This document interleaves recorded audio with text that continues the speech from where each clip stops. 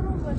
ببین مامان نترس بگو نترسید. الو نترس هم اینجا خوبه. انبار نفت زد. آره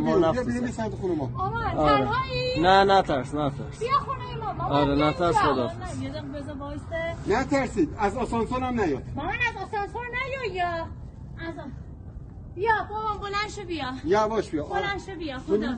نترسید چی؟ عجب گرمایی داد.